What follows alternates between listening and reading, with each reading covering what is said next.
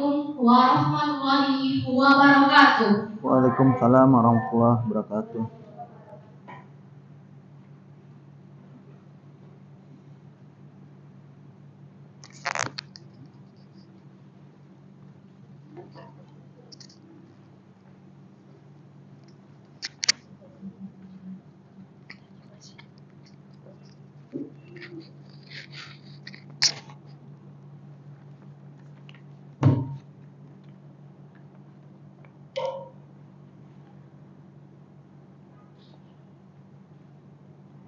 Yang berbahagia seluruh peserta LKMN tingkat pradasar dan tingkat dasar yang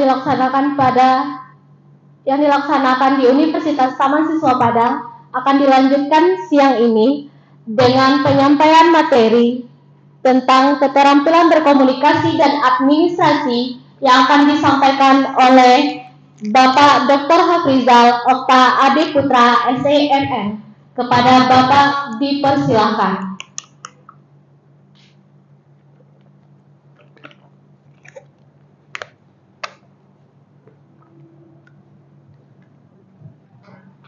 Baru 6 ya? Yang lain? Masih? Nggak apa-apa, mulai aja.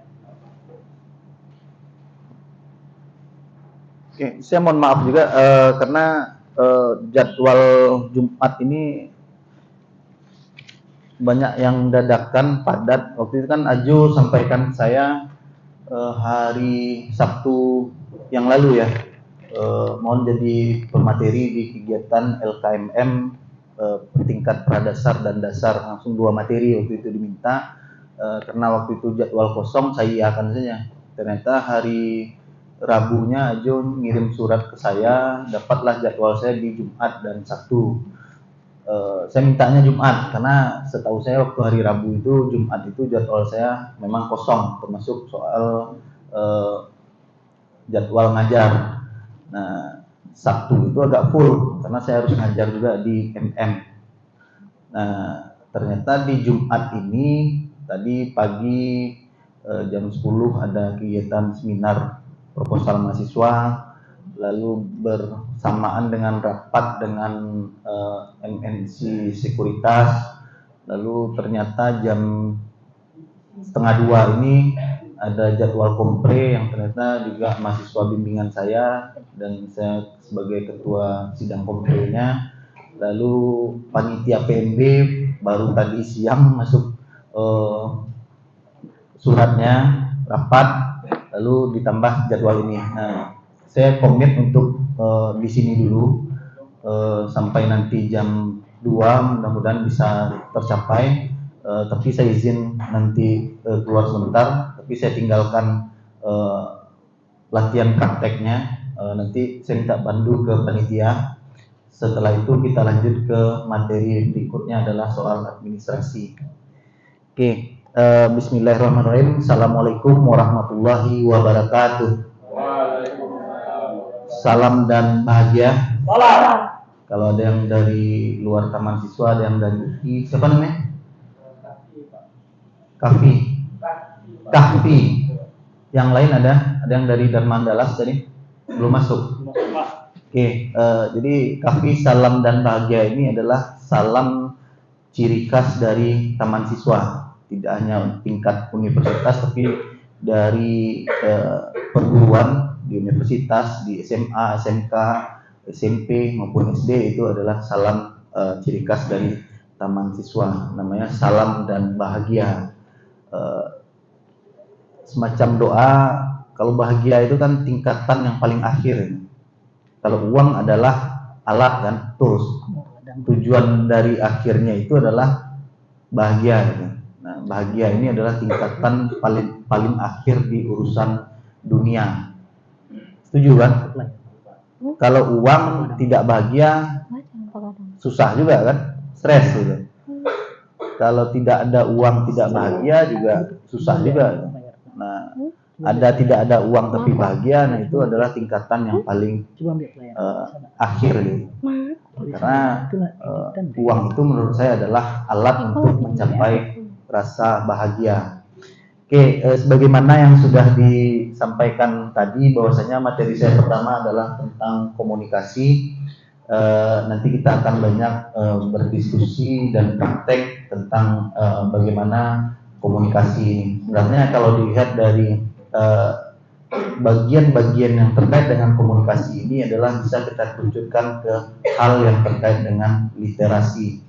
Nah, kita tahu bersama bahwasanya tingkat literasi masyarakat Indonesia kalau diuji ke 62 negara, Indonesia itu berada di urutan kedua, bukan paling atas, tapi urutan kedua paling bawah. Nah, ini penting. Bahkan dari berbagai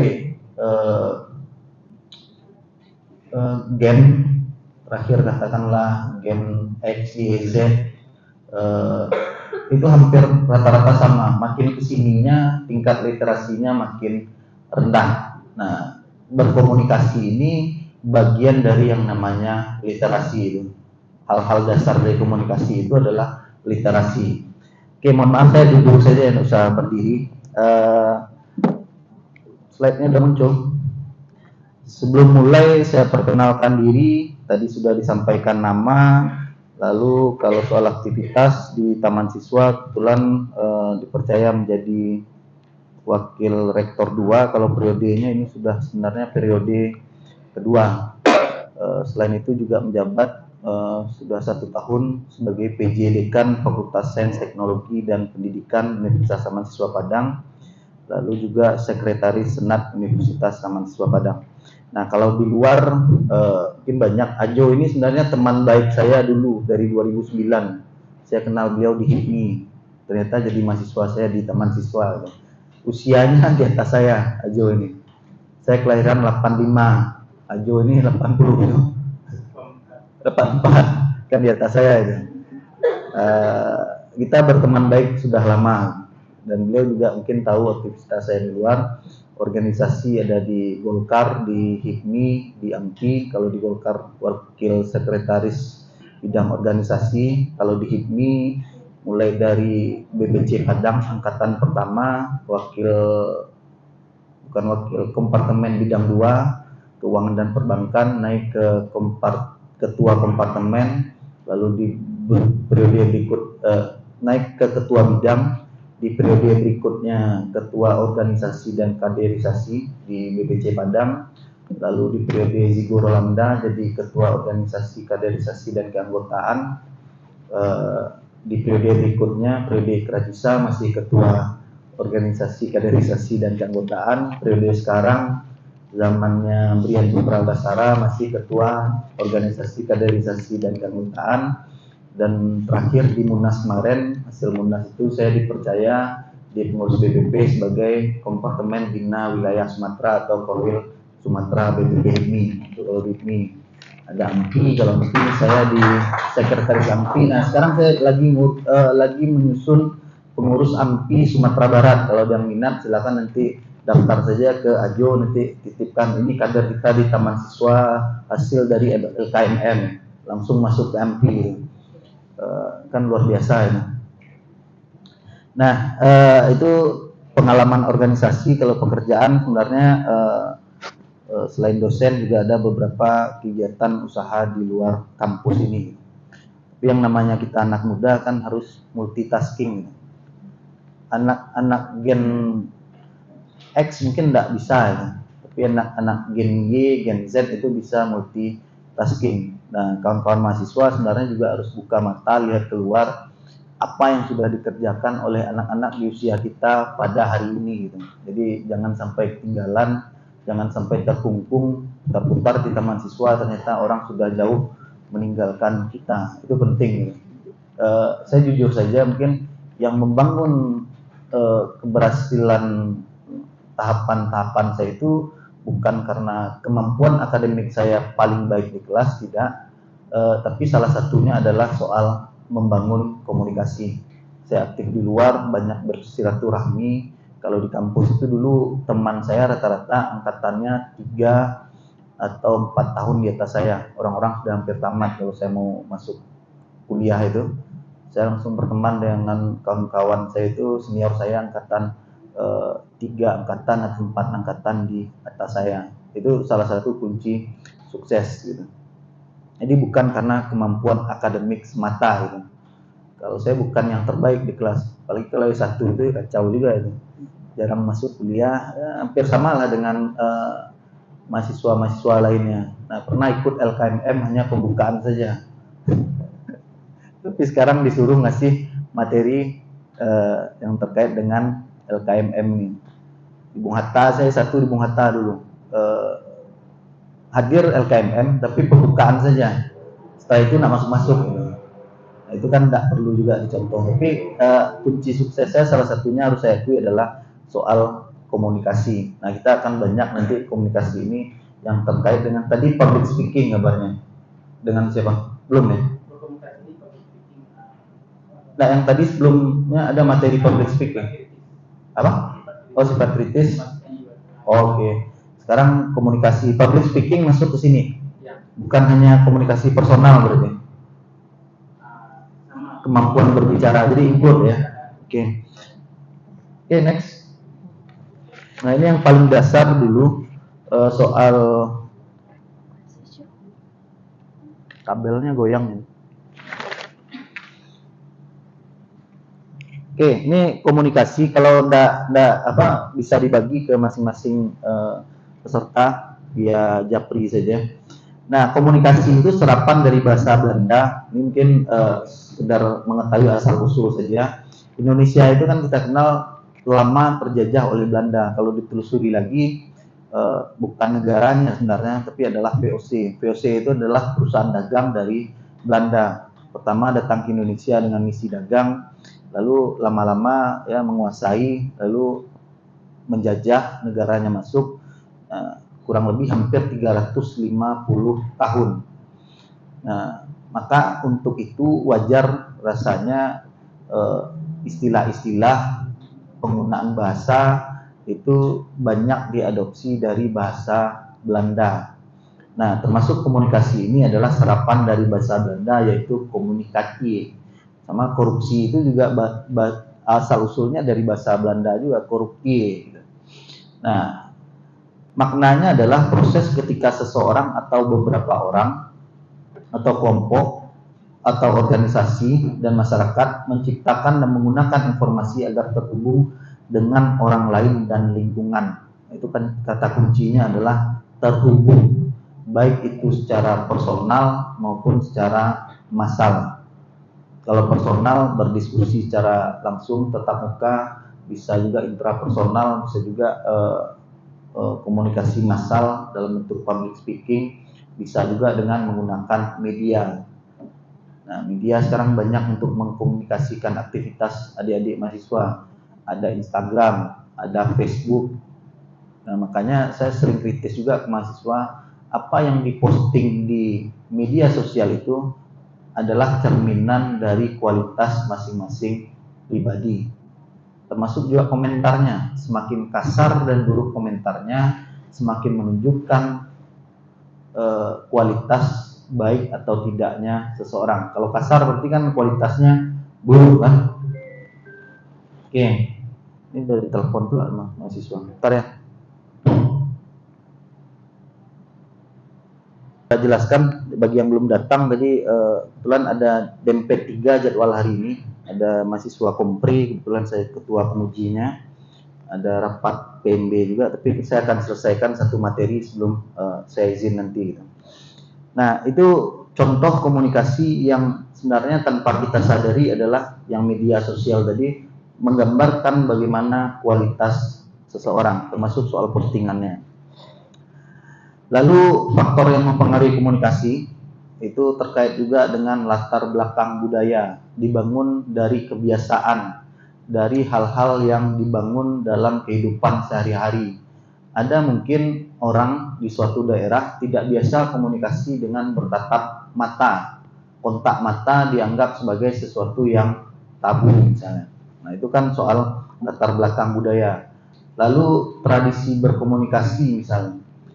Di banyak daerah itu cara berkomunikasi, logat, nada berbeda-beda.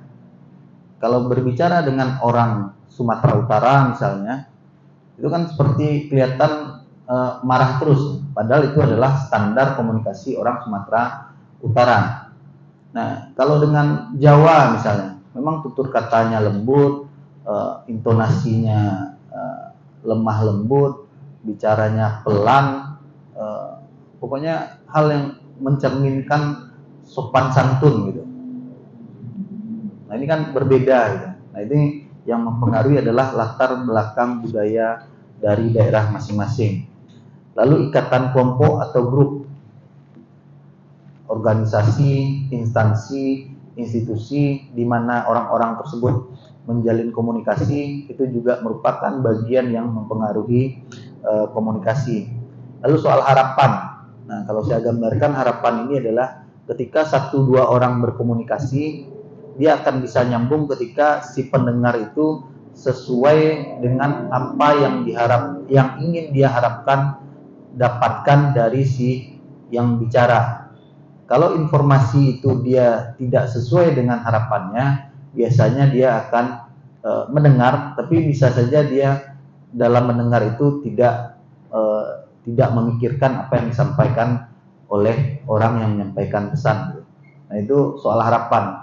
Artinya komunikasi ini sama frekuensinya. Kalau dia beda frekuensi, maka tidak ketemu harapan tadi. Sama sekarang adik-adik mahasiswa datang ke sini dengan harapan mendapatkan ilmu pengetahuan pradasar tentang komunikasi dari saya. Saya pun dengan pemahaman yang sama bahwasanya saya harus menyampaikan ilmu pengetahuan tentang komunikasi supaya harapan adik-adik mahasiswa bisa tercapai. Itu harapan. Harus satu frekuensi. Tapi kalau sama kita kalau nonton televisi itu, ketika kita tidak butuh infonya, artinya tidak sesuai harapan kita kan, maka kita ganti channel. Atau yang paling gampang hari ini ada yang suka nonton reels, video-video pendek itu. Saya rasa semuanya suka gitu. Ada yang enggak? Enggak ya? Yang geleng kepala siapa namanya? Enggak suka nonton reels. Reels yang di IG itu. Saya pun kalau sudah masuk ke reels itu bisa kadang tanpa sadar setengah jam, sejam bisa habis waktu gitu. Nah, kenapa kita skip? Kita gampang scroll itu? Karena yang kita lihat reel itu kan diantarkannya kita sendiri itu kan. Karena kalau dalam IT sekarang itu ada namanya saya lupa istilahnya, tapi dia akan mengarahkan kepada apa yang sering kita buka gitu. Apa istilahnya yang dari UPI tahu enggak? Ya SEO itu. Dia tahu perilaku kita gitu. Kita suka buka apa gitu. Sama misalnya saya habis spill produk di Zalora, tiba-tiba ketika saya buka Facebook, produk-produk yang pernah saya baca atau lihat di Zalora itu muncul di beranda Facebook saya. SEO itu kan. Dia bisa membaca kebiasaan kita. Nah, di Reels itu kan scroll itu. Kenapa kita tidak nonton sampai habis? Karena tidak sesuai dengan harapan. Artinya yang mengkomunikasikan itu tidak sama frekuensinya dengan apa yang kita inginkan. Lalu soal pendidikan, latar belakang pendidikan, yang paling gampang misalnya nantilah soal beda jurusan atau beda prodi, beda tingkatan misalnya, berkomunikasi dengan orang yang mohon maaf tingkat pendidikannya di bawah kita. Nah, itu kan mempengaruhi, bisa membuat cerita tidak nyambung. Apalagi misalnya kita anak kuliahan bercerita ke anak SD, kan tidak sama tekniknya dengan bercerita dengan sesama anak kuliahan. Nah, itu tingkat pendidikan mempengaruhi juga terkait komunikasi. Belum lagi jurusannya. Yang anak kimia sibuk membahas rumus di hadapan anak-anak manajemen misalnya. Nah, anak manajemen ini tahu apa dengan rumus-rumus kimia ya. Itu kan nggak nyambung dia. Lalu situasi ketika komunikasi itu disampaikan, apakah dia kondusif atau tidak kondusif. Nah, dia akan baik ketika semuanya ini sesuai frekuensi atau satu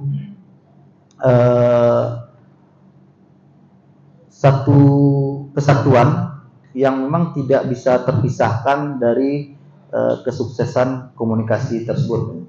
dia akan berjalan baik komunikasi itu ketika latar belakang budayanya bisa saling dipahami. Bukan harus misalnya orang Minang dengan orang Minang, enggak. Tapi bagaimana antar latar belakang budaya ini bisa saling dipahami, ikatan kelompok juga mempengaruhi harapan, pendidikan, dan situasi. Lalu berikutnya, komponen penting komunikasi. Pertama, si pengirim pesan. Apakah pesan yang disampaikan itu sesuai dengan maksud dan tujuannya? Kadang maksudnya beda, tapi pesannya berbeda pula. Artinya tidak sampai ke pemahaman si pendengar bahwasanya apa yang dia inginkan tidak sesuai dengan apa yang disampaikan. Nah, ini dipengaruhi oleh hal-hal yang saya sampaikan sebelumnya. Lalu pesan yang dikirim, apakah sampai atau tidak? Contoh surat menyurat, rasanya surat ini sudah disampaikan gitu. Tapi yang kita undang itu tidak datang misalnya. Nah, ternyata ketika ditelusuri suratnya itu tidak terbaca atau tidak diantarkan oleh misalnya direktorat itu ada resepsionis, lupa resepsionis mengantarkan surat tersebut ke WR misalnya atau ke rektor gitu. Lalu bagaimana pesan dikirimkan? Ini melalui media apa, dengan cara bagaimana? Lalu kembali lagi tadi komunikasi ini kan minimal 2 orang gitu. Tergantung lagi kepada penerima pesannya. Nah, komponen penting dalam komunikasi ini juga tidak hanya si pemberi pesan, tapi juga si penerima pesan. Kalau si penerima pesannya tidak nyambung, tambah lagi informasi yang disampaikan oleh si pemberi komunikasi tidak jelas, maka ini membuat komunikasinya tidak jalan. Lalu ada umpan balik, semacam saya menjelaskan, lalu pasti nanti ada yang ragu, ada yang bertanya, gitu. Semacam ada feedback. Ketika 2 orang berbicara, berdiskusi, yang satu menyampaikan informasi, yang pendengar informasi kan juga ada kadang menyanggah, membantah atau menanyakan sesuatu yang belum dia bisa pahami. Itu umpan balik. Lalu aturan ini terkait dengan sopan santun, etika, nilai-nilai yang dianut, termasuk hal-hal yang terkait dengan undang-undang. Misalnya tidak boleh, sekarang ini kan body shaming misalnya, berbicara kasar, hate speech misalnya, atau menghina, mencemarkan nama baik seseorang, fitnah, dan seterusnya. Lalu saya main cepat saja langsung ke keterampilan dasar komunikasi. Nah, ini yang saya katakan tadi terkait dengan literasi. Komunikasi ini berkaitan erat dengan yang namanya literasi. Kemampuan mendengar, kemampuan membaca, kemampuan menulis, dan kemampuan berbicara. Poin penting saya mungkin dalam komunikasi ini 2 nanti saya sampaikan. Pertama, urusan mendengar. Lalu yang kedua, urusan berbicara. Nah, banyak orang yang hanya memikirkan bagaimana untuk bisa bicara, tapi lupa bagaimana cara mendengar. 2 hal yang berbeda, tapi sama-sama pentingnya.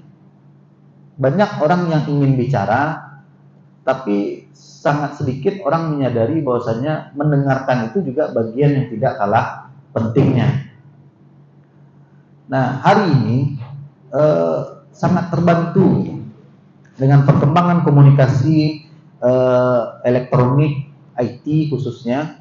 Dulu saya banyak menghabiskan waktu membaca buku fisik gitu. Kalau koleksi buku, ada yang berkesempatan ke rumah itu bisa ada hampir 5.000 eksemplar buku. Karena kebutuhan saya sebelum tidur itu memang harus baca gitu. Otak saya harus lelah, mata saya harus lelah baru bisa tidur. Kalau yang lain mungkin ada yang butuh obat tidur. Kan ada orang yang susah tidur, penyakit saya memang susah tidur. Tapi saya tidak makan obat. Kebiasaan saya lakukan dari SMA itu adalah membuat otak dan mata saya lelah, baru saya bisa tidur nyenyak. Nah, hari ini karena buku agak repot sambil tiduran, tergantikan dengan mendengarkan YouTube, menonton YouTube yang terkait dengan literasi, misalnya Endgame, Gita Wirjawan, ada Helmi Yahya, ada banyak itu akun-akun yang memang membangun literasi seseorang bagaimana supaya pemahamannya itu bisa lebih baik dari yang sebelumnya. apakah itu tentang kehidupan, tentang ilmu pengetahuan, tentang bernegara, tentang usaha, tentang perusahaan, tentang wirausaha dan lain sebagainya, itu banyak. Nah, terbantu hari ini, malas membaca bisa diganti dengan mendengarkan. Ada akun yang khusus menyampaikan sinopsis buku-buku bestseller. Saya lupa, tapi di YouTube saya ada itu. Ketika malas baca buku, bisa tergantikan oleh YouTube, walaupun sebenarnya tidak menggantikan secara utuh, tapi bisa membantu gitu. Nah, ini kelebihan hari ini. Berikutnya menulis. Nah, membicarakannya gampang, tapi ketika disuruh menuliskannya gampang atau susah? Mungkin rata-rata menjawab susah, ya kan? Takkanlah lai pak, tapi mangguiannya kok payah, merangkai kalimatnya payah gitu. Nah, itu kan juga terkait dengan soft skill kita, sama dengan kayak berbicara, mendengar dan lain sebagainya tadi gitu. Nah, kenapa orang Indonesia tidak produktif? Ya karena menulis ini tidak terlatih gitu. Kalau disuruh bicara banyak yang bisa bicara, karena hanya fokusnya pada bicara saja gitu. Oke, berikutnya. Kunci sukses komunikasi atau berbicara ditentukan oleh kemampuan dalam menguasai teknik komunikasi. Pertama, kalimat efektif. Kalau sudah belajar bahasa Indonesia, ada yang tahu dengan SPOK, subjek, objek, predikat,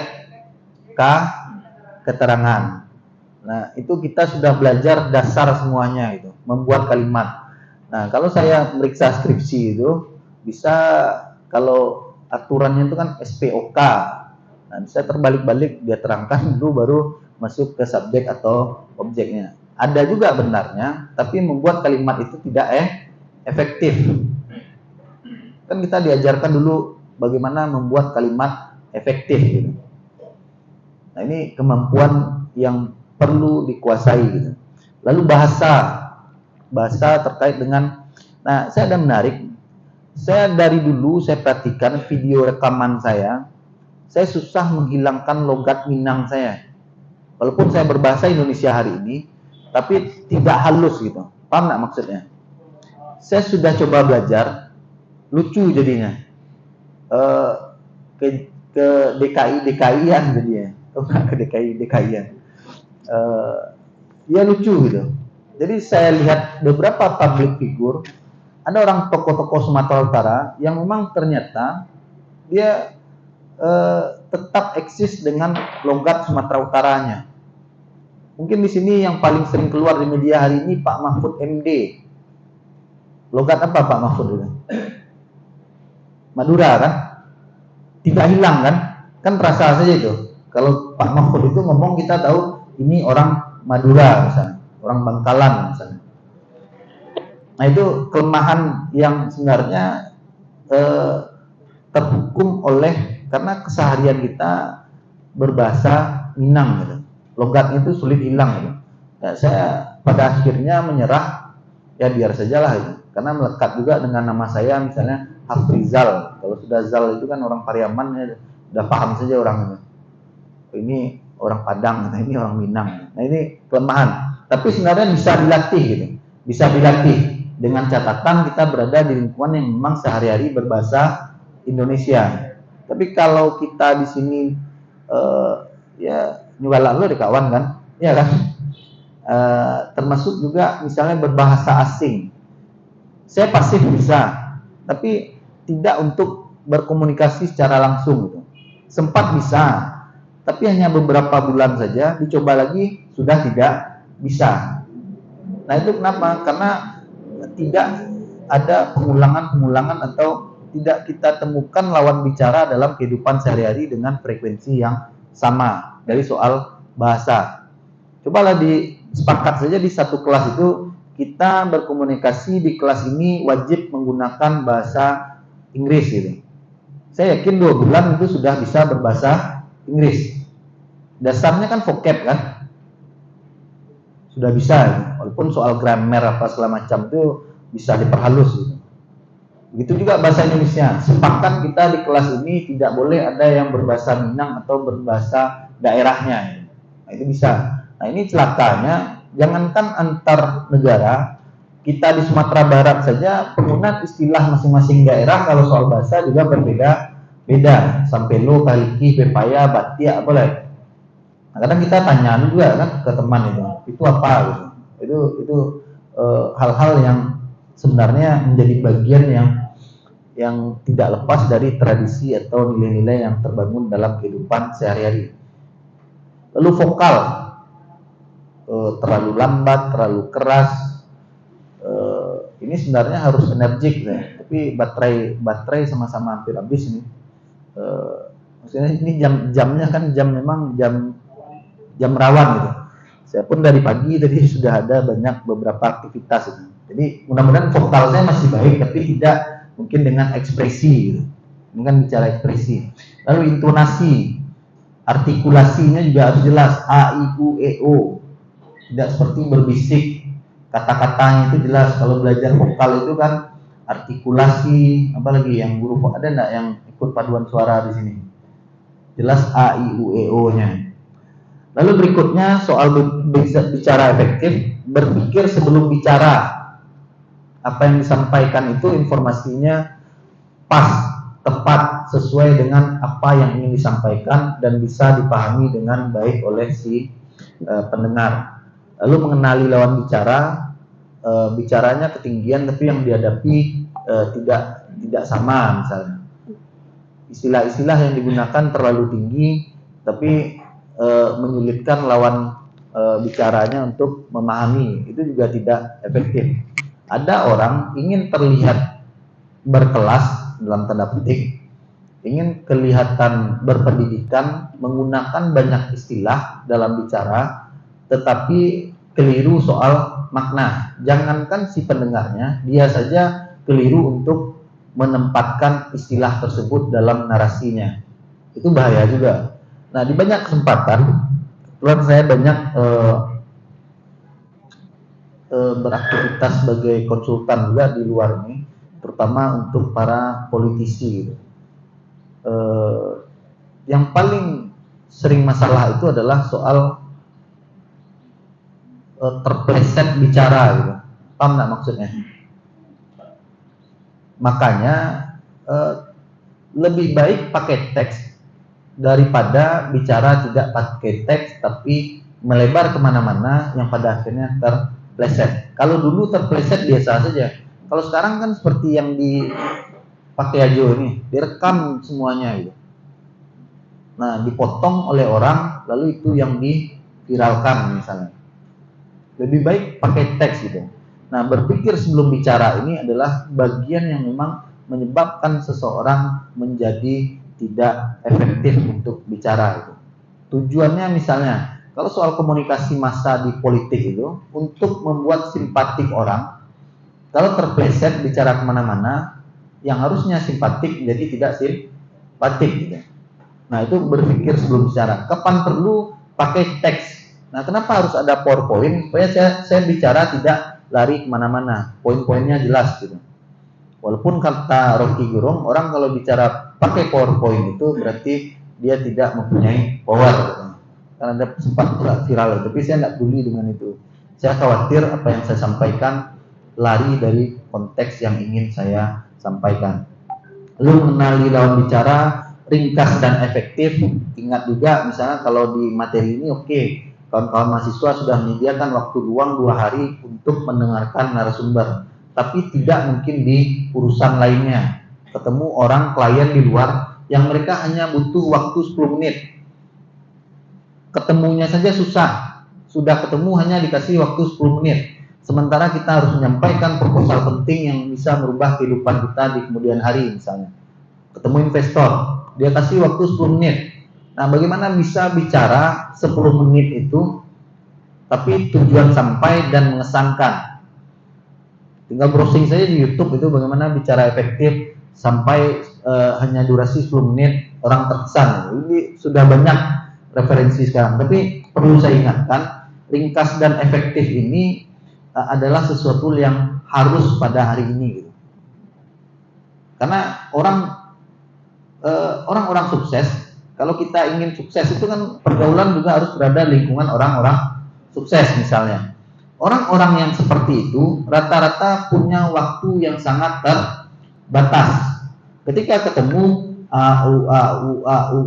ya dulu kan perkenalan lama, ini lama, cerita kemana-mana, yang pada akhirnya waktu habis, ya nanti sajalah kita sambung katanya. Nah nanti kita sambung ini bisa 2 bulan, bisa 3 bulan, atau bahkan bisa tidak ada waktu lagi untuk kita bertemu misalnya. Itu pentingnya ringkas dan efektif. Ini bisa dipelajari, harus dipaksa supaya bagaimana bisa. Sambutan misalnya, ada orang yang suka mendengar sambutan panjang lebar. Ada enggak yang suka di sini? Enggak kan? Nah itu psikologi seperti itu kan harus kita pahami itu. To the point saja. Kadang ada orang ingin terlihat hebat bicara sambutan kemana-mana, sehingga yang harusnya orang kagum menjadi tidak kagum gitu. Bosan, kalau bahasa anak sekarang bete gitu. Apalah ke siapa, kamalah cerita, lah mau mana itu. Nah itu psikologis pendengar juga harus dipahami. Sambutan itu saya rasa semua orang pemahamannya sama. Tidak ada yang suka mendengar sambutan yang panjang lebar gitu. Nah itu ringkas dan efektif juga. Tadi personal, tadi public speakingnya, soal sambutan saya contohkan. Begitu juga dengan flyer, informasi mass media. Sekarang dengan adanya Instagram, orang suka lihat gambar atau baca tulisan. Gambar kan? Bagaimana membuatkan grafisnya, bagaimana merubah narasi menjadi alur-alur diagram gitu. Itu kondisi hari ini. Tidak hanya bicara person to person, orang ke orang, yang harus ringkas dan efektif. Di public speaking juga harus soal sambutan harus ringkas dan efektif juga. Soal komunikasi media juga harus ringkas dan efektif. Pernah lihat billboard misalnya iklan, bagaimana dia mengkomunikasikan hanya dengan satu gambar bisa dipahami oleh banyak orang. Kalau dulu yang saya perhatikan iklan rokok misalnya, walaupun sekarang sudah dilarang, Email tahu Sampurna itu adalah salah satu iklan yang paling kreatif, yang gambarnya itu bisa membuat orang berpikir, tertarik untuk memikirkan, tertarik untuk mencari tahu ini maknanya apa. Itu salah satu komunikasi yang efektif. Lalu sampaikan informasi secara detail. Kalaupun tidak detail, tidak sempat, misalnya kita bisa mengarahkan, coba cek nanti di www. Coba cek nanti di Instagram, coba cek nanti di sini ada beberapa contoh dan seterusnya. Oke, lalu berikutnya tadi bicara efektif, ini komunikasi efektif secara umum. Tadi fokusnya ke bicara saja. Pertama, tujuan jelas, mengetahui latar belakang yang diajak berkomunikasi. Ini secara tidak langsung juga sudah saya singgung tadi. Pesan yang disampaikan jelas dan disukai, bahasanya sederhana, menarik minat lawan bicara, juga mampu menjadi pendengar yang baik, menggunakan alat bantu jika diperlukan. Nah ini yang menghambat, bicaranya kurang jelas atau terlalu cepat. Ini salah satu kelemahan saya pertama mengajar gitu. Saya mengajar di Taman Siswa awalnya 2011. Biasa pidato, biasa mengurus masjid. Saya usia 20-an itu sudah menjadi panitia masjid. Kapan saya pertama jadi public speaking? Itu bisa public speaking ketika saya menjadi pengurus masjid. Itu awalnya. Jadi ketua panitia kurban, jadi protokol ketika Ramadan, itu awalnya. Nah, ketika mengajar ada kelemahan. Saya seperti dikejar-kejar waktu. Saya paling gelisah dulu itu kalau mengajar, kalau mahasiswa saya sudah resah. Nah, di Taman Siswa ini mohon maaf saja yang ada yang dari UPI, 1,5 jam cuman bisa konsentrasinya rata-rata. Iya atau enggak? Ya. Kalau sudah lewat 1,5 jam, dia sudah mulai berisik dan kerasa kusut. Sudah mulai sering peringatan diberikan dosen. Tolong perhatikan, tolong diam sebentar, sedikit lagi, tolong perhatikan dulu. Kira-kira seperti itu. Yang membuat saya tergesa-gesa, main cepat saja. Nah, itu kelemahan yang pada akhirnya bisa saya perbaiki hari ini. Dulu saya ngomongnya lebih cepat daripada hari ini. Cara belajarnya adalah saya sebelum bicara itu saya ingat-ingat dulu kelemahan saya.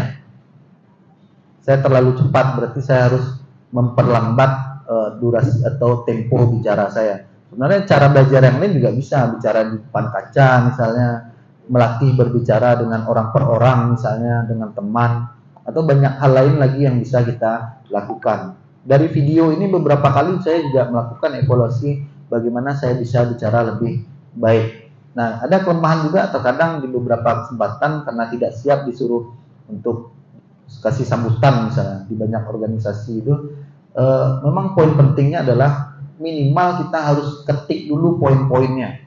Walaupun rasanya orang yang mendengar itu bahagia saja karena banyak spamnya, banyak lucu-lucunya, tapi bagi saya itu adalah suatu kekurangan, substansinya tidak dapat. Maka ketika disuruh minta dadakan itu, yang paling penting ketik poinnya dulu.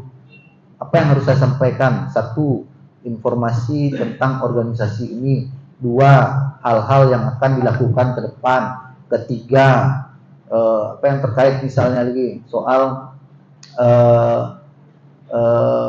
acara tersebut, berikan penilaian misalnya, puji apa yang patut dipuji misalnya, itu harus dibuatkan. Kan tinggal ngetik saja gampang itu. Kalau tidak, itu yang membuat kemana-mana. Bicara saya tetap saja lancar itu, tapi ketika saya lihat ternyata banyak spamnya.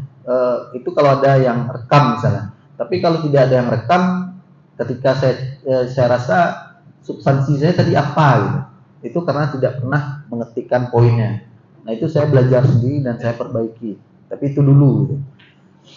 Yang tidak punya yang apa ya? Ketika tidak ada poin itu, karena kelemahannya memang tidak memandu atau tidak mengetik poin itu yang ingin disampaikan. Lalu waktu penyampaian informasi tidak tepat, menganggap orang lain sudah mengetahui maksud dan tujuan dari informasi yang ingin disampaikan. Ini asumsi, rasologi atau kirologi, raso-raso atau kiro gitu. Itu istilah saya saja, kalau di browsing di Google nggak ketemu. Menempatkan diri lebih tinggi dari orang lain, ini juga tidak boleh. Ketika berkomunikasi itu adalah posisi yang sama. Informasi yang disampaikan terlalu banyak. Nah, ini situasional juga. Kalau dalam posisi ini memang saya diberikan waktu berapa jam, saya lihat dicek di jadwal itu ada yang sampai 3 jam. Tapi itu lengkap dengan metode dan latihannya ya. Nah, itu kan tidak masalah. Memang kewajiban saya menyampaikan sesuai durasi dan kewajiban pendengar juga untuk mendengarkan sesuai durasi. Lalu terkait dengan suasana yang tidak kondusif, lingkungan yang berisik, mengobrol ketika ada konser misalnya, mengobrol ketika ada materi misalnya, mengobrol ketika dosen menjelaskan misalnya, itu kan tidak kondusif. Yang si pembicaranya atau yang menyampaikan pesan santai saja, tapi yang mendengarnya dalam posisi tidak enak, risih atau ketakutan ketahuan oleh dosen misalnya. Itu kan situasi yang memang tidak kondusif untuk berkomunikasi. Sehingga setelah selesai kuliah misalnya dari contoh tadi, yang si pendengar itu tidak tahu apa sih yang disampaikan si Anu tadi gitu. Kira-kira itu contoh situasi yang tidak kondusif. Oke, berikutnya, selain berbicara, karena komunikasi itu minimal 2 orang, walaupun ada namanya self talk, bicara sendiri, bicara dalam hati, tapi ini kan itu kan soal lain gitu. Ini bergantung pada keterampilan seseorang dalam mengirim maupun menerima pesan. Nah, komunikasi itu kan bukan hanya kita bicara saja, tapi kita juga bisa sebagai pendengar yang baik. Nah, yang masalah yang paling sederhana dan sering muncul adalah kurangnya keterampilan mendengarkan dalam berkomunikasi. Ini saya masuk ke tipe-nya dulu. Ada orang mendengarkan itu yang fokus ke isi. Dia hanya ingin memahami dan menguasai pesan pembicara saja. Hanya menerima saja. Ada yang mendengarkan itu dengan kritis, memahami, mengevaluasi arti pesan pembaca, logika argumennya dia telaah, mencari tahu lebih lanjut. Indah Iko disampaikan tadi, mencoba membrowsing sambil orang bicara itu dia coba juga browsing apa yang disampaikan. Nah, itu adalah tipe orang yang mendengarkan dengan kritis. Lalu dia sambil mendengarkan itu berpikir bagaimana apa yang dia dengarkan ini bisa dia implikasikan, bisa dia terapkan. Lalu juga ada yang menaruh rasa curiga. Ada enggak yang seperti itu? Orang yang kritis. Iya atau enggak? Iko kan ya Allah waktu tidak gitu kan. Iko tipu-tipu itu ba'a gitu. Nah, itu kira-kira orang yang mendengarkan kritis. Lalu ada juga mendengarkan dengan empati.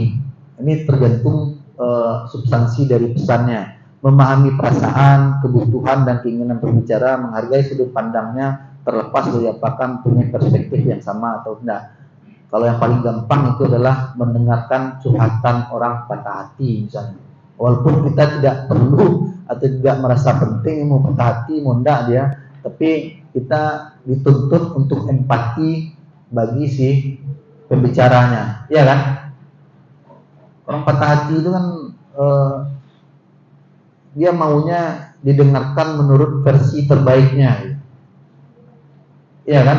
Orang putus dengan pacar misalnya, curhat, dia maunya hanya didengarkan saja versi terbaik dari apa yang ingin dia ceritakan. Nah, di hal lainnya, beberapa hal yang terkait empati ini memang membuat para pendengar itu terkadang juga merasa tidak nyaman karena dia tahu yang harus dia lakukan dalam mendengarkan itu adalah memahami dan menyesuaikan gesturnya sesuai dengan apa yang sedang disampaikan oleh si pembicaranya.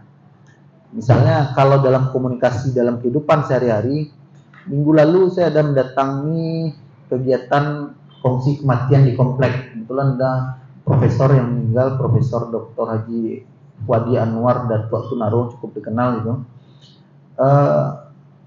Di sekitar tempat duduk saya itu banyak yang mengobrol ketika sambutan oleh protokol, lalu pas Ustadz bicara juga ngobrol, tapi tidak dengan ketika sambutan dari tuan rumah. Semuanya tenang, menghadap, lalu menunjukkan wajah yang empati. Nah, itu contoh situasionalnya.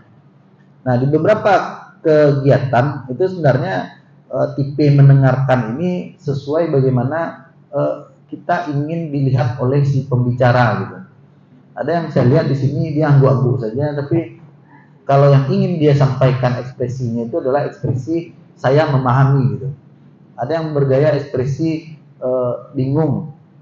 Ada yang misalnya sibuk dengan kegiatannya saja. Nah, yang saya pahami sebagai pembicara adalah apa yang diekspresikan oleh orang yang mendengar. Nah, kita pun dari dua sudut pandang harus melakukan hal yang sama gitu. Baik sebagai pembicara maupun sebagai orang yang mendengarkan. Ya, mendengarkan juga harus memahami orang yang bicara, yang si pembicara juga harus memahami orang yang mendengarkan. Oke, selain tipe mendengarkan, ini yang substansi pentingnya. Bagaimana cara mendengarkan efektif? Pertama, mendengar secara aktif. Aktif itu tidak kerasa kusuk, tidak harus loncat-loncat, enggak. Aktif itu mendengarkan dengan baik, lalu otak kita sejalan dengan apa yang disampaikan oleh orang yang bicara. Apa yang dia sampaikan itu sesuai dengan apa yang dipikirkan. Pernah enggak seperti ini? Sekarang saja lah, saya bicara tentang bagaimana mendengarkan secara efektif. Ada yang pendengar ini berpikiran di jambara keluar, jambara pulang, PR lembue, bisa orang kaujian, pulang kampung gitu. Itu contoh gitu. Nah, mendengar efektif itu supaya kita paham, maka harus sesuai dengan keaktifan otak kita. Tidak hanya fisik saja, tapi juga pikiran. Lalu mencatat dengan cermat dan lengkap, kalau memang butuh dicatat. Melakukan kontak mata. Nah, kontak mata ini ada juga beberapa budaya di negara lain itu. Kontak mata itu dianggap sebagai suatu pelecehan atau dianggap kurang sopan gitu. Tapi di Indonesia kayaknya memang kontak mata ini sangat dipopulerkan. Bicara itu harus bertatapan. Nah, ini masalah saya juga dulu gitu.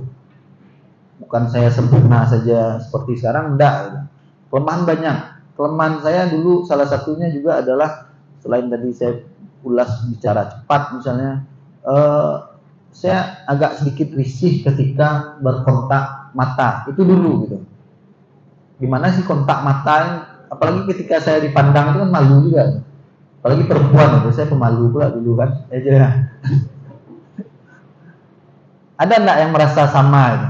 Risih dengan berbicara dengan cara kontak mata, membuat saya grogi gitu. Ada? Aja mungkin ya. Nah itu ternyata dilatih gitu. Mulai dari sehari-hari saja. Ajo dengan teman Ajo, yang lain dengan temannya, dilatih gitu. Ternyata saya pelajari itu. Kontak mata itu berkaitan dengan psikologis. Nah, ternyata apa yang saya lakukan itu negatif gitu. Dalam teori psikologinya. Orang yang kontak matanya lari ketika berbicara itu dianggap suka berbohong, tidak jujur. Nah, itu semenjak itu saya berubah gitu. Walaupun kita tidak bohong, kita jujur ini. Tapi kan karena kebiasaan saja, saya grogi ketika ditatap mata saya gitu. Apalagi yang natap itu perempuan misalnya. Kalau sekarang biasa aja mau tatapan berapa lama, karena saya latih dalam kebiasaan saya sehari-hari. Walaupun kadang saya terlalu risih masih ada gitu, terlalu risih ada gitu. Walaupun risih itu kan biasa, terlalu risih. Kalau risih itu kan biasa, sudah bisa saya atasi gitu. Tapi terlalu risih ini ketika kontaknya misalnya antara bicara dengan laki-laki dengan laki-laki, inilah yang pula gelinya kita ini, antara laki-laki dengan laki-laki, terlalu ditatap atau kontaknya terlalu lama itu memang mengganggu gitu. Tapi ditahan juga, karena yang teori psikologi tadi, orang yang ketika berbicara matanya lari-lari kemana-mana, orang ketika mendengar lari matanya itu lari kemana-mana, berarti dia dianggap tidak menyukai apa yang dia dengarkan misalnya. Nah, dia berhubungan gitu. Itu juga sudah saya perbaiki dari ketika saya itu adalah bagian dari kelemahan, harus diperbaiki. Lalu fokus pada pembicara, hampir sama hubungannya ketika ada public speaking misalnya, sibuk dengan perangkat handphonenya, sibuk dengan catatannya, sibuk dengan makanannya, sibuk dengan pakaiannya, ada yang sibuk dengan rambut, ada yang sibuk dengan meluruskan jilbab, macam-macam gitu. Apalagi ketika berdiskusi hanya dengan orang terbatas. Nah, akan terasa nanti apa yang saya sampaikan ketika kita sudah masuk dunia profesional. Mungkin sekarang ada yang sudah pernah ketemu menteri yang hanya bertiga saja di dalam ruangan. Ada? Nah, saya sudah gitu. Ada enggak orang ketemu kepala daerah yang hanya kita berempat saja di ruangan, sementara kita harus menyampaikan beberapa hal dalam hanya waktu 15 menit gitu. Nah, itu skill-skill yang kenapa bisa, karena sudah terbiasa gitu. Nah, itu harus dibiasakan dalam pergaulan sehari-hari. Kecuali soal bahasa, tadi saya yakin itu sulit gitu. Saya sudah coba, malu sendiri gitu. Kita berbahasa Indonesia ya kalau nggak kawan aja. Dipakai bahasa Inggris sok-sokan pula. Enggak pula ketemu tandemnya gitu. Bahasa Inggrisnya pasang surut. Kalau soal bahasa tadi. Ketika mau tes TOEFL itu saya belajar keras misalnya. TOEFL tinggi, lulus ini misalnya. Misalnya untuk kebutuhan sertifikasi dosen 2013 ya. Suruh aktif bicara bahasa Inggris, bisa. Tapi kan tahannya hanya berapa lama ya. Siaplah bercilap dulu ya kan. Itu pembiasaan.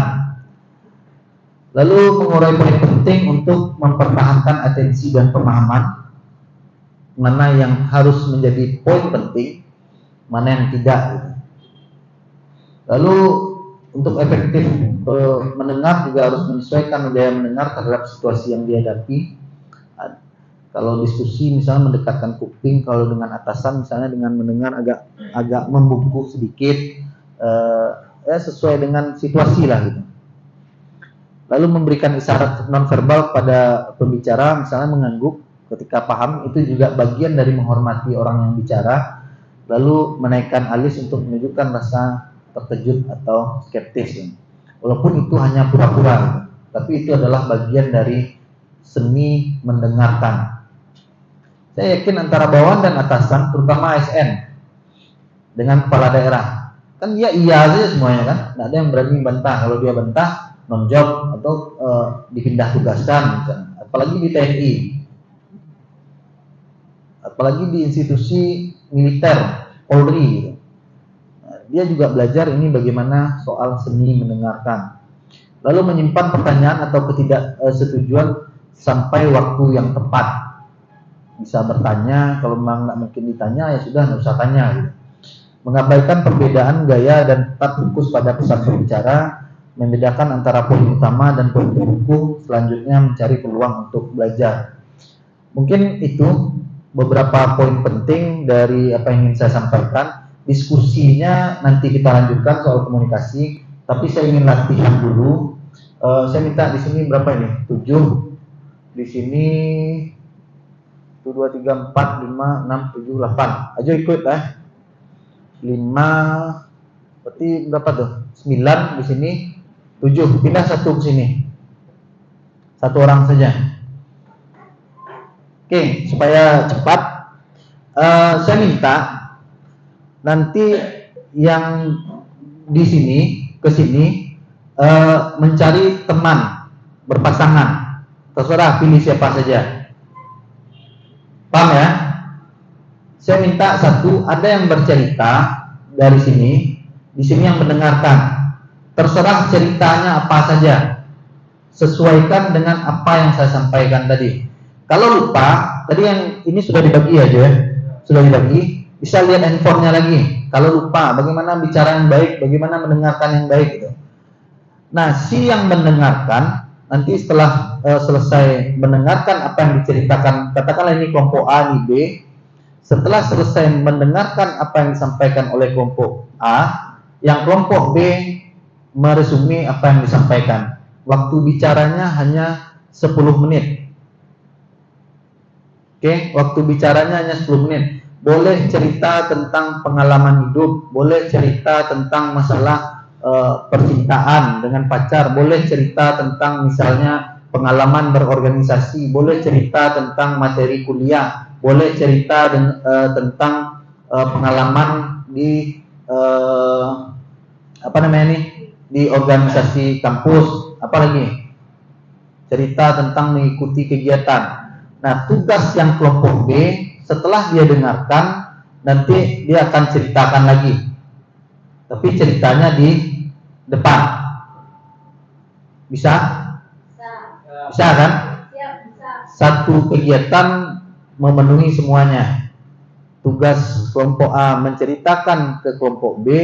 Setelah kelompok B mendengarkan, masing-masingnya nanti menyampaikan langsung saja di depan ini atau di sini. Kalau panik agak ada 2 saya. Nah, apa feedback dari yang kelompok B tadi? Kelompok A harus menanggapi siapa yang teman bicaranya tadi. Paham? Ada yang ragu? Ada yang ragu? Enggak kan? Sangat jelas. Yang A cari pasangannya di kelompok B ini, ceritakan kurang lebih 10 menit. Efektif, efisien, tidak mutar-mutar. Apa pengalaman atau cerita apa saja yang ingin disampaikan. Setelah itu berpisah lagi, bergantian yang kelompok B ini menceritakan apa yang diceritakan oleh kelompok A. Tugas kelompok A adalah kembali menanggapi apa yang disampaikan kelompok B. Apakah itu sesuai atau tidak, dan seterusnya. Kalaupun ada diskusi terkait kritik saran, itu juga dibuka ruangnya nanti. Ada pertanyaan?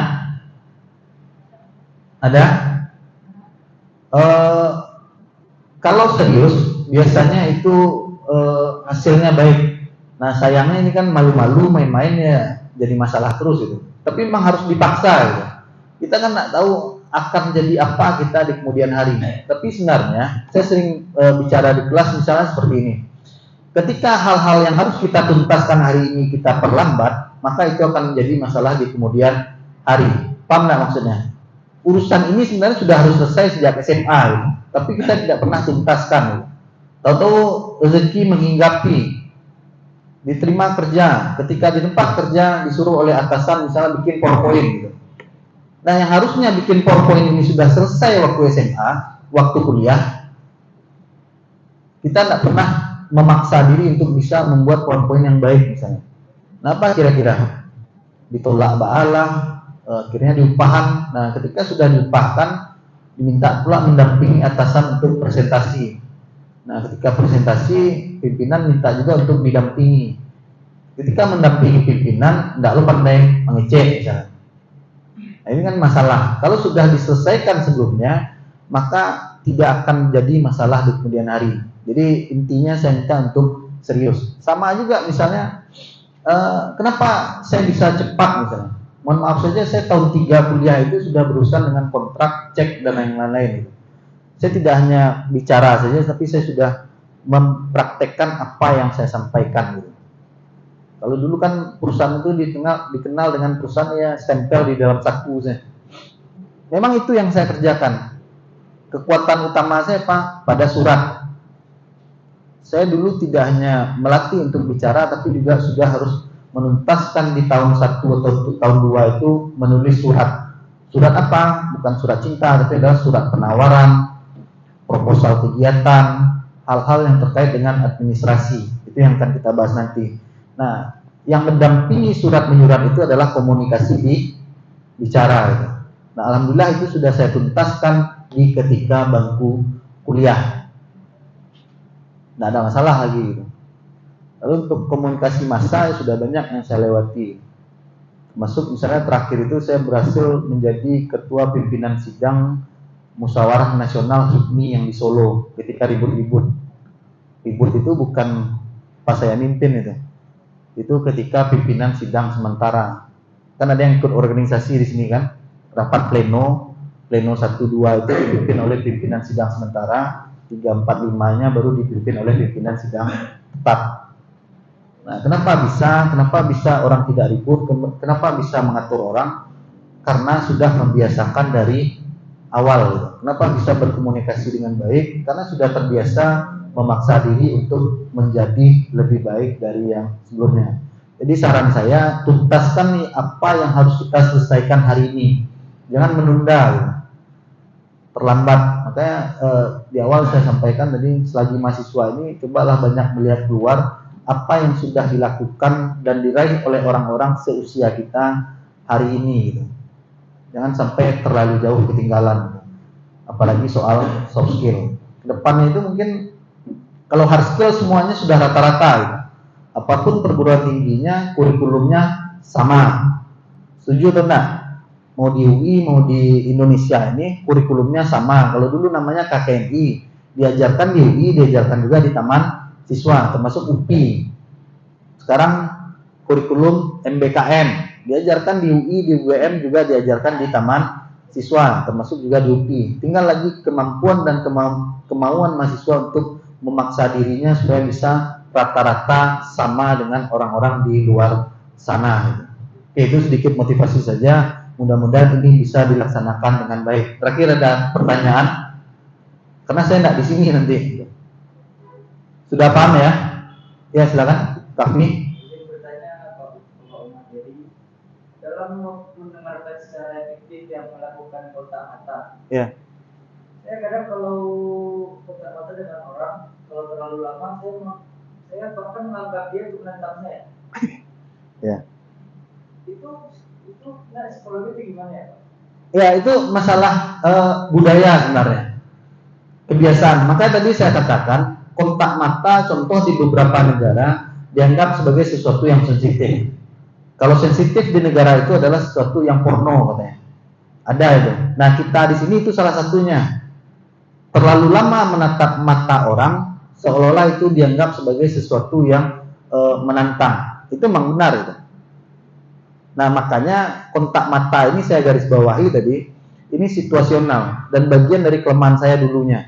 Saya sendiri pun kontak mata lama itu malah bukan sensitif, tapi risih. Risih ini membuat saya menjadi apa ya? Grogi itu nak. Grogi ini bukan grogi karena perasaan, tapi adalah pokoknya nggak nyaman gitu. Ketidaknyamanan itu membuat komunikasi itu tidak berjalan baik. Nah memang kontak mata itu hanya untuk poin-poin tertentu saja dibatasi. Karena perlu diingat lagi Kafri, ada teori lainnya di ilmu psikologi itu, ketika orang yang lari matanya ketika berkomunikasi itu dianggap sebagai orang yang tidak jujur atau bicaranya bohong, atau ketika kita mendengarkan tidak berkontak mata dianggap sebagai orang yang tidak peduli dengan apa yang dia sampaikan. Tapi kalau terlalu lama itu lain pula apanya lagi kan, penafsirannya gitu. Disesuaikan saja, tidak terlalu lama, atau mungkin bisa untuk hal-hal atau poin-poin penting saja. Saya pun juga seperti ini kan tidak otomatis ini, tidak otomatis bisa. Mungkin kalau saya ingat dulu waktu pertama public speaking itu saya menjadi protokol ketika Ramadan. Jadi sebelum Ustadz naik mimbar itu saya menyampaikan pertama informasinya adalah penceramah hari ini, materi yang akan disampaikan, lalu mempersilahkan penceramah naik. Kalau ada penceramah tambahan saya sampaikan juga, biasanya kan ada yang dari pesantren gitu. Lalu terakhir menyampaikan informasi keuangan. Nah, yang saya ingat dulunya itu, ketika saya tatap ke depannya itu membuat saya langsung gemetar. Normal itu kan? Normal kan? Untuk bisa ke atas itu rasanya saya sudah hebat sekali gitu. Itu ketika baru tamat SMA. Bicara di mimbarnya masjid itu lebih tinggi gitu. Ini konteksnya public speaking ya. Saya fokus saja ke kertas yang ada di depan saya. Karena ketika saya naikkan kepala saya, membuat buyar. Buyarnya itu jantung berdetaknya lebih kencang, kipas angin walaupun di samping kita keringat tetap keluar, manusiawi kan? Itu biasa saja gitu. Jangan anggap ini anugerah Tuhan yang tiba-tiba saya dinikmati oleh para pembicara, enggak. Tapi adalah sesuatu yang memang diperbaiki. Nah, kapan saya perbaiki? Saya sudah bisa tuntaskan itu pada waktunya. Nah, termasuk soal kontak mata tadi. Masalah juga bagi saya dulu tuh kami. Saya risih ditatap itu. Seolah saya ketika bicara itu ditatap seperti ini, saya tidak jujur, saya bohong gitu. Kan itu. Tapi saya tidak pernah berpikir untuk misalnya saya ditantang atau apa, enggak, tapi seolah-olah yang tadi itu. Dan ternyata memang di ilmu psikologi itu terkait dengan kejujuran atau bohong tadi, soal kontak mata. Ya, ada yang lain? Kalau tidak saya pamit dulu sebentar, nanti kembali lagi kita diskusi lebih jauh tentang hasil praktek yang sudah dilakukan. Banyak maaf bila taufiq wal hidayah. Assalamualaikum warahmatullahi wabarakatuh.